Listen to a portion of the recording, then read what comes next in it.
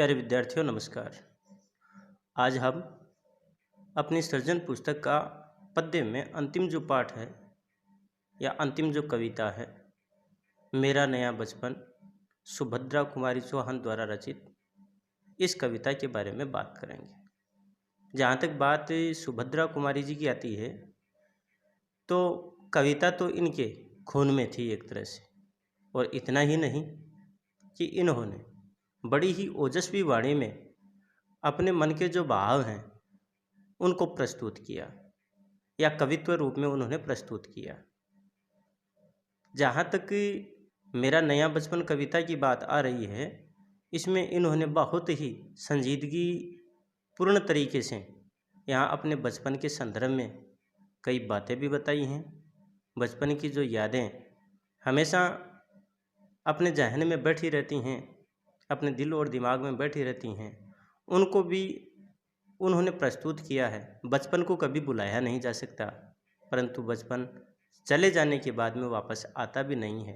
कुछ इन्हीं तरह की बातों के ऊपर सुभद्रा कुमारी चौहान यहाँ बातचीत कर रही हैं, और हम पहले उनके जीवन परिचय, उनके काव्य के बारे में हम बात करेंगे। सुभद्रा कुमारी चौहान, इनका जन्म सन 1904 ईस्वी में और इनका देहावसान, इनकी मृत्यु 1948 ईस्वी में हुई। सुभद्रा कुमारी चौहान अपने समय की लोकप्रिय कवयित्री के रूप में चर्चित रही और इनका जन्म प्रयाग में हुआ था। उनकी प्रारंभिक जो शिक्षा है वो भी वहीं पर हुई, और साहित्य के प्रति उनकी रुचि बचपन से ही थी। और इनके बारे में ये बात बहुत ज़्यादा चर्चित भी रही है कि 5 वर्ष की आयु में ही उन्होंने पहली कविता लिखी थी। उन्होंने भारतीय स्वतंत्रता आंदोलन में सक्रिय भागीदारी की, कई बार वो जेल भी गई। वे साहित्य और राजनीति में समान रूप से सफल भी रही। मुख्यतः वे कवयित्री थी। उनकी कविताओं में 2 प्रमुख प्रवृत्तियां देखने को मिलती हैं। जो पहली है वो तो है राष्ट्रीय भावना, तो दूसरी है घरेलू जीवन। 2 प्रवृत्तियां हैं, पहली राष्ट्रीय भावना की प्रवृत्ति, तो दूसरी घरेलू जीवन की प्रवृत्ति। उनकी राष्ट्रीय भावनाओं से युक्त कविताओं पर समसामयिक घटनाओं, राष्ट्र प्रेम तथा संस्कृति की गहरी छाप मिलती है। उनमें काव्य प्रतिभा नैसर्गिक थी। नैसर्गिक का अर्थ होता प्राकृतिक, कि प्राकृतिक थी। इसलिए उनकी काव्य शैली की प्रमुख विशेषता यह है कि वे जटिल से जटिल विषय को सहज और सरल शब्दों में व्यक्त कर देती हैं। भाव और अभिव्यक्ति का इतना गहरा तादात्म्य सामंजस्य बहुत कम रचनाकारों में मिलता है।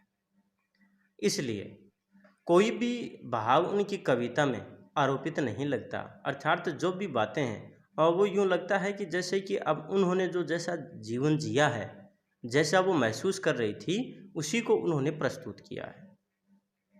बुंदेलखंड में गाए जाने वाले लोकगीत के छंद में झांसी की रानी जैसी ओजस्वी कविता उनकी प्रतिभा और दृष्टि दोनों की ही परिचायक है, दोनों का परिचय देती है।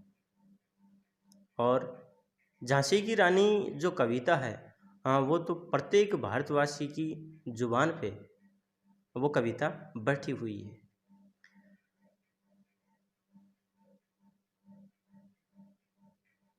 इसलिए वहीं पर अंग्रेज सरकार ने इस कविता को जब्त कर लिया, पर ये लोगों को कंठस्थ थी। इस कविता की सरल किंतु ओज भरी पंक्तियों में हिंदी भाषा भाषी जनता को खूब प्रेरित किया गया। भले ही चाहे अंग्रेज़ों ने उस कविता को प्रतिबंधित कर लिया, जब्त कर लिया, लेकिन उसके बावजूद भी जो भारतीय थे, उन भारतीयों में उस कविता के प्रति इतनी रुचि और इतना लगाव था कि उन्होंने उसे आत्मसात कर रखा था, अर्थात उन्होंने उसे कंठस्थ तैयार कर रखा था।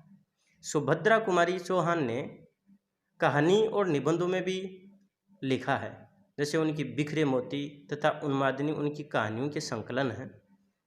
उनकी कहानियों में उदात्त आदर्शवाद को अभिव्यक्ति मिली।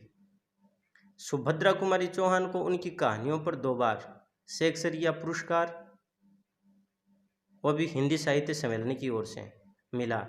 उनके निबंध भी समसामयिक समस्याओं पर केंद्रित हैं। उनकी पहचान एक सजग कवयित्री के रूप में है, जिसने राष्ट्रीय चेतना तथा हृदय की कोमल भावनाओं को सहजता से अभिव्यक्ति दी है। शिल्प के लिए कोई विशेष आग्रह उनकी रचनाओं में नहीं मिलता। मेरा नया बचपन कविता में जीवन की बाल्यावस्था को जिस सादगी और भाव प्रवणता के साथ सुभद्रा कुमारी चौहान ने ढाला, वह उनकी विशिष्ट उपलब्धि है। बचपन को लेकर लिखी यह कविता अपनी तरह की एक दुर्लभ कविता है। बचपन जीवन का सबसे सुंदर समय होता है, जहाँ किसी प्रकार का तनाव नहीं होता। अपनी बेटी के साथ लेखिका का खोया हुआ बचपन पुनः लौट आता है। इसी क्रम में इस कविता का हम अध्ययन करते हैं, और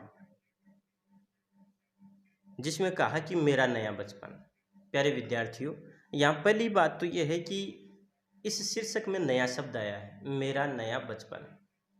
तो यहाँ नया जो बचपन है, वो इस कविता को पढ़ने के बाद हमें इस बात की जानकारी मिलेगी कि ये नया बचपन क्यों कहा। निश्चित रूप से इस शीर्षक में यहाँ जो नया शब्द है वो अपने आप में कहीं न कहीं कोई महत्व रखता है। यहाँ पर कवयित्री कह रहे हैं कि बार बार आती है मुझको मधुर याद बचपन तेरी, गया ले गया तू जीवन की सबसे मस्त खुशी मेरी। चिंता रहित खेलना खाना वह फिरना निर्भय स्वच्छंद, कैसे भूला जा सकता है बचपन का अतुलित आनंद।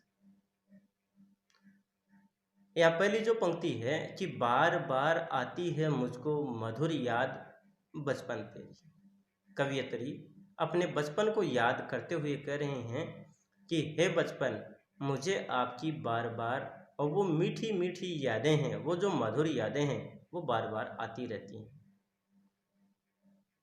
वहीं पर एक तरह से उलाना भी दे रही हैं कि गया ले गया तुम, जीवन की सबसे मस्त खुशी मेरी। हे बचपन, जो मेरे जीवन की मस्त खुशी थी, जिस बचपन में मैं बहुत खुश रहती थी, उस बचपन को भी, वो जो खुशी थी उस बचपन की, उस खुशी को भी तू लेकर के चला गया। अब बात आगे वाली जो पंक्तियां उनमें आ रही हैं कि बचपन में कैसी कैसी स्थितियां रहती थी। यहाँ प्रश्न भी अच्छा बनता है कि कवयित्री ने बचपन की क्या विशेषताएं बताई। तो यहाँ पर देखिए कि चिंता रहित खेलना खाना, वह फिरना निर्भय स्वच्छंद। स्वच्छंद का अर्थ होता है स्वतंत्र, निर्भय का अर्थ है निडर होकर के।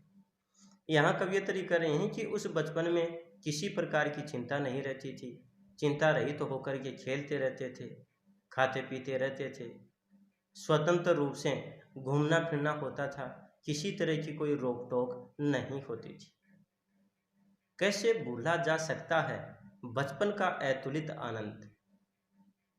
कवयित्री यहाँ पर बता रही हैं कि ये बचपन का जो अतुलित आनंद है, इस आनंद को कभी भी भूला नहीं जा सकता, क्योंकि इस बचपन में ना किसी तरह की चिंता थी, ना खाने पीने की फिक्र थी, मस्त होकर के खेलना, स्वतंत्र और स्वच्छंद रूप में खेलना, निडर होकर के खेलना, किसी भी तरह का कोई भय नहीं था।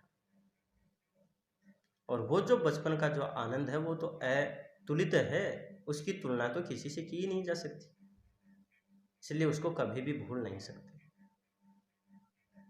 आगे कवयित्री करें कि ऊंच नीच का ज्ञान नहीं था, छुआछूत किसने जानी, बनी हुई थी वहां झोंपड़ी और चिथड़ों में रानी, किए दूध के कुल्ले मैंने, चूस अंगूठा सुधा पिया, किलकारी किलोल मचाकर सोना घर आबाद किया।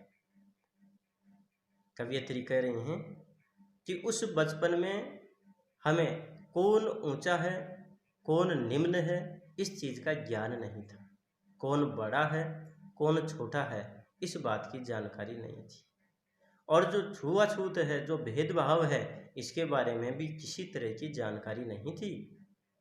बनी हुई थी वहाँ झोंपड़ी और चिथड़ों में रानी। अपनी जो झोंपड़ी थी उस झोंपड़ी में और चिथड़े यानी कि फटे पुराने, जो फटे पुराने जो वस्त्र थे उन वस्त्रों में भी रानी का सा जीवन है और वो जिया था। कहने का तात्पर्य कि बचपन में हमारे पास कौन सी चीज़ है और कौन सी नहीं, इसका हमें ज्ञान नहीं होता और ना ही इसका अभाव महसूस होता है। हमारे पास जो कुछ भी है वो हमें बहुत अच्छा लगता है, भले ही चाहे फटे पुराने कपड़े क्यों ना हो और भले ही चाहे झोंपड़ी क्यों ना हो।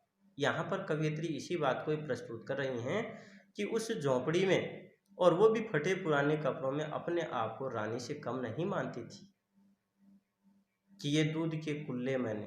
और उस बचपन में जो दूध है वो दूध भी पी करके और फिर उसको उड़ेल देना, दूध के कुल्ले करना, एक बाल सुलभ चेष्टा है यहाँ पर ये, कि जैसे कि मुंह में दूध भर लिया और उसको वापस फिर से उसको निकाल देना। ये बचपन की चीज़ें हैं। कवयित्री आगे करें कि चूस अंगूठा सुधा पिया, बाल सुलभ चेष्टा है कि बचपन में जो बच्चा है वो अपने अंगूठे को मुंह में लेकर के और उसे चूसता रहता है, और वो भी उसकी स्थिति कैसी रहती है, जैसे कि सुधा पिया। सुधा का अर्थ है अमृत, जैसे कि कोई उसने अमृत का पान किया हो। तो यहाँ पर ये जो पंक्तियां हैं इस कविता की पंक्तियों में यहाँ पर मैं एक बार पुनः इस पर दृष्टि डालता हूँ, आप लोगों को फिर से एक बार इन सारी बातों को बताता हूँ कि कवयित्री को बचपन में बार बार बचपन की जो यादें हैं वो बार बार आती हैं। वो बचपन को उलाहना भी देती हैं कि हे बचपन, तू मेरे जीवन की जो सारी जो खुशियां हैं, मस्ती है, उन सबको तू छीन करके ले गया। यहाँ बचपन की विशेषता भी बता रही हैं कि बचपन में किसी तरह की चिंता नहीं रहती थी, खाने पीने की भी किसी तरह की चिंता नहीं थी, घूमने फिरने की किसी तरह की कोई फिक्र नहीं थी, कोई रोक टोक नहीं थी। ऐसी स्थिति में उस बचपन का जो अतुलित आनंद है उसको कभी बुलाया नहीं जा सकता। इस बचपन में किसी भी प्रकार की ऊंच नीच की है, भेदभाव की है, छुआछूत की है, जाति संप्रदाय की है, कोई जानकारी नहीं थी। और जो अपनी झोंपड़ी थी उस झोंपड़ी वो झोंपड़ी भी महल के समान ही थी।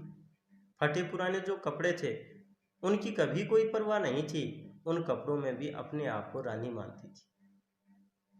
और उस बचपन में दूध के कुल्ले किए और जो अंगूठा, बाल सुलभ चेष्टा का परिचय देते हुए ये बताया कि अंगूठा चूसते रहते, ऐसा लगता जैसे कि कोई सुधा का पान किया जा रहा है, अमृत का पान किया जा रहा है। तो प्यारे विद्यार्थियों, आज के इस वीडियो में इतना ही। शेष हम आगे वाले वीडियो में बात करेंगे। तब तक के लिए धन्यवाद, नमस्कार।